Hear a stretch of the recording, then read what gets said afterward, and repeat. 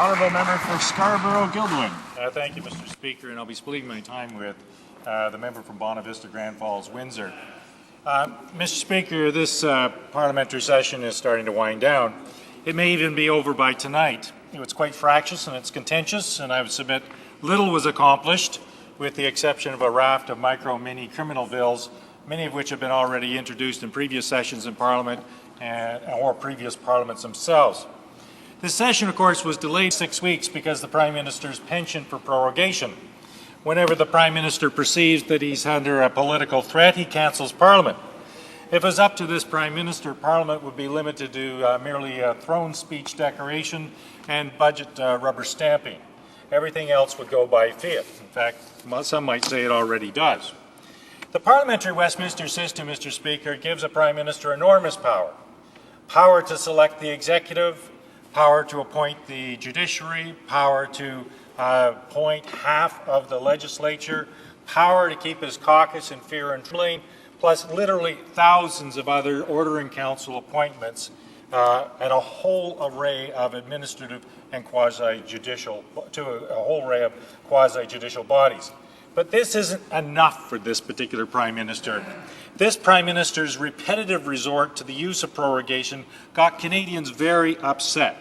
It was a gross political miscalculation, and Canadians let him know it in no uncertain terms that they expect their democracy to function here in this chamber and have their MPs heard on the issues of the day, so that the people that they were elected to represent them were muzzled, they were shut up, they were sidelined by the unilateral actions and the high-handedness of this Prime Minister. They were so outraged that they held huge rallies on the Hill and elsewhere and started a Facebook site which instantly grew to over 200,000 users. Emails and letters were flying back and forth between MPs' offices and outraged citizens, and government MPs were accosted on a regular basis for shutting down Parliament and their participation in it.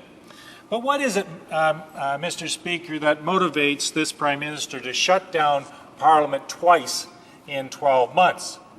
I submit, Mr. Speaker, that this Prime Minister in particular, and like no other, cannot stand dissent or disagreement, no matter how respectful. He's a command and control Prime Minister like no other. He brooks no backtalk from anyone, let alone those pesky, know-nothing MPs who ask rude and impertinent questions. Those who demand transparency and accountability get nothing but stonewalling. It was nothing less than a historic ruling from you, Mr. Speaker, that reminded this Prime Minister that Parliament is supreme and that this government must bow to the will of Parliament. Mr. Speaker, I submit that there's a pattern here. It's not just the all too frequent resort to prorogation, and it's not just the powerful ruling of you, Mr. Speaker. It is the systematic shutting down of voices of dissent. In February, we learned that Kairos, after a 30-year funding relationship with the Government of Canada, was terminated. And this, Mr. Speaker, spread apart from all of the various parties, a Conservative government and Liberal governments. After 30 years of good work by some of the most dedicated and sincere people that you would ever meet, it was shut down. Kairos, Mr. Speaker, is made up of the Anglican Church, the Christian Reformed, the Presbyterians, the Evangelical Lutherans, United Church, Catholics, Quakers, Mennonites, pretty well the entire spectrum of the Christian community. But it wasn't enough just to defund the Kairos organization, Mr. Speaker. They also said, well, and you're a bunch of anti-Semites at the same time.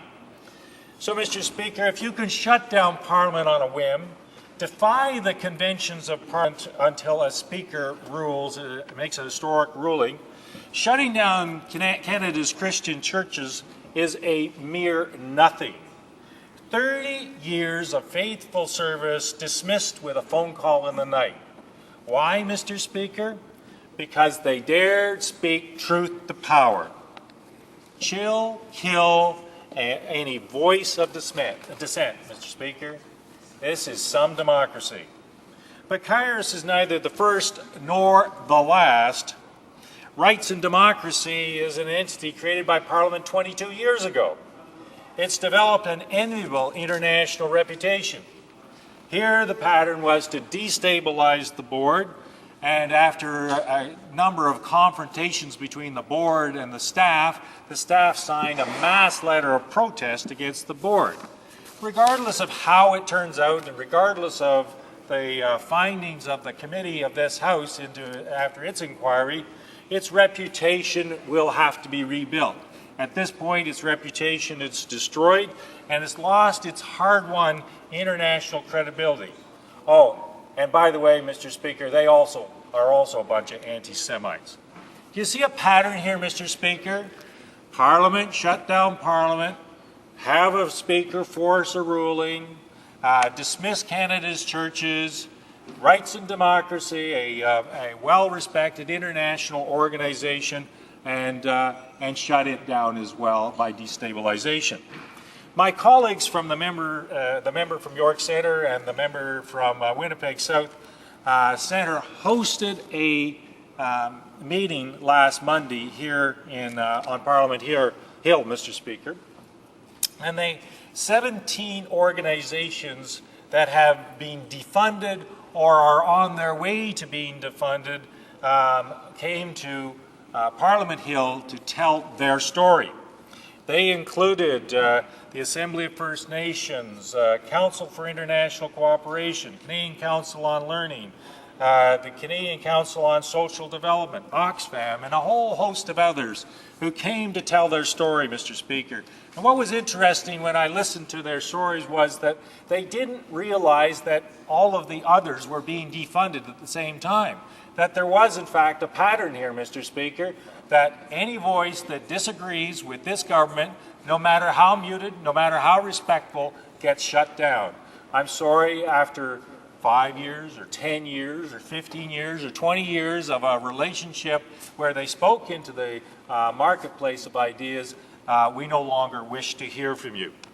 Each group had its story, and each group was either chilled and stilled or on its way to being chilled and stilled.